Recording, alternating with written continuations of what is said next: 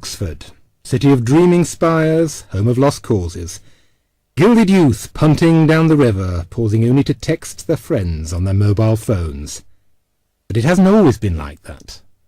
It used to be like this.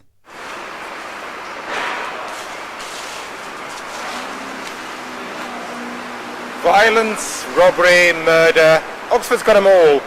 And sometimes they come together in a positive orgy of unpleasantness, leaving a few people poorer and quite a few dead. Town and gang antagonism's as old as the university, but it's never broken out in quite the same way it did in 1354 with the St. Scholastica's Day riot.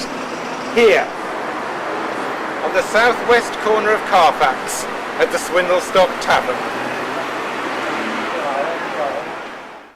On the 10th of February, St. Scholastica's Day, a number of students were drinking themselves under the table. We even know some of the names. Walter de Springhouse, Roger de Chesterfield. We also know the name of the man who was serving them, John de Croydon, the vintner. Croydon brought out a new flask of wine. Students took one look at it. They said, "It stinks." Bad move, as they were about to discover. Croydon staggered out into the street and told the story to his neighbours with a few suitable embellishments. This was the excuse the townsfolk had been looking for. Tensions had been growing for a long time, and this was the town's Sarajevo.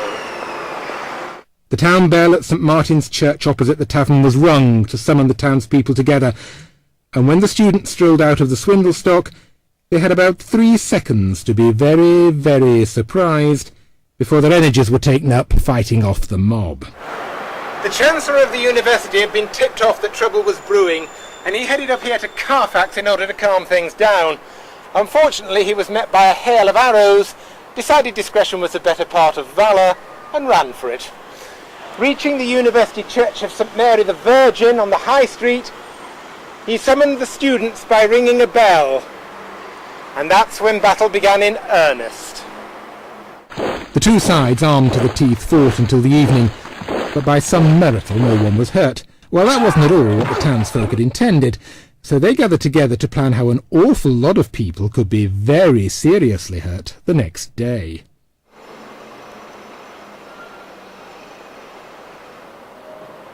On Wednesday the 11th, the Chancellor of the University came down here to Carfax in formal procession for a peace. But the city bailiffs had different ideas. They'd already sent round to various selected townsfolk, usually the ones with bulging muscles and an unusual collection of personal armaments, telling them that when the town bell rang, they were to come out and set on to the students. Of course, it was always possible the students would do something similar, so just to make sure the odds were nice and uneven, the townsfolk were also going to call in reinforcements from the bloody-minded people out in the neighbouring villages. It seemed that an uneasy kind of peace had been reached, so a group of students went out walking in Beaumont here after dusk. They weren't too observant, so they didn't notice that a group of townsmen were shadowing them with bows and arrows. By the time the townsmen attacked, it was too late. Some of them managed to reach the Augustinian Priory and were safe, but the ones who ran for the town walls were trapped. One of them was killed. Then, over there, the town bell began to ring.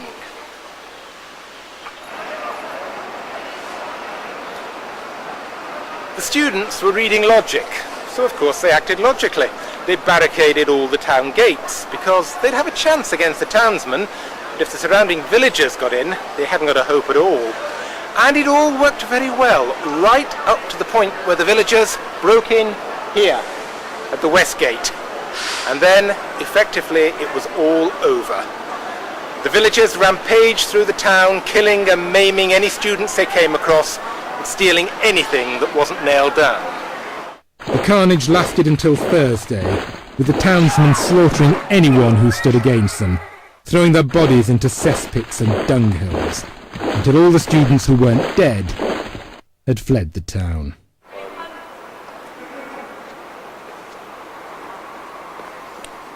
The townsmen's carnage lasted 2 days. 2 days in which Oxford University was practically wiped out. But the university's revenge lasted 500 years. During the riot, the king, who was staying at his palace in Woodstock, had sent an order to cease fighting, which had been judiciously ignored. Not a clever move. Edward III had dealt with Roger Mortimer at the age of 16 and crushed the French at Crécy. He wasn't going to let a bunch of uppity grocers sideline him.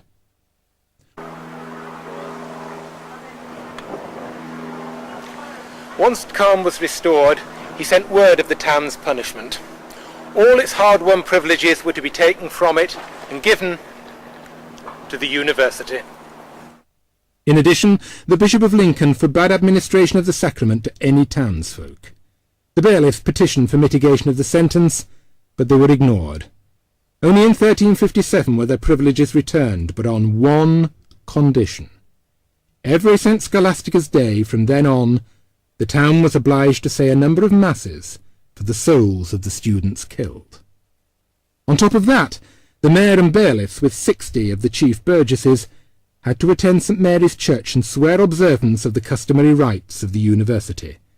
The penalty for failing to do so was 100 marks.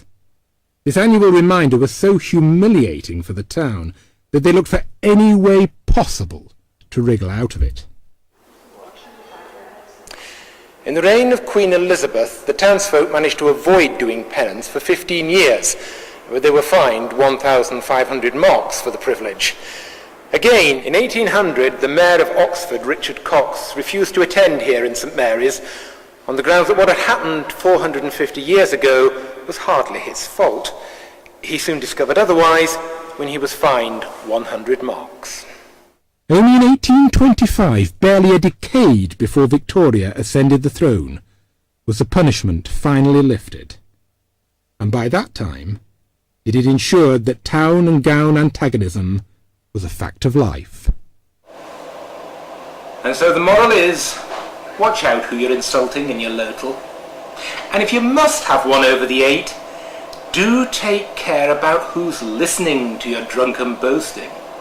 One Brasenose student back in the 19th century didn't, and found out in the worst possible way what it means to go to the devil.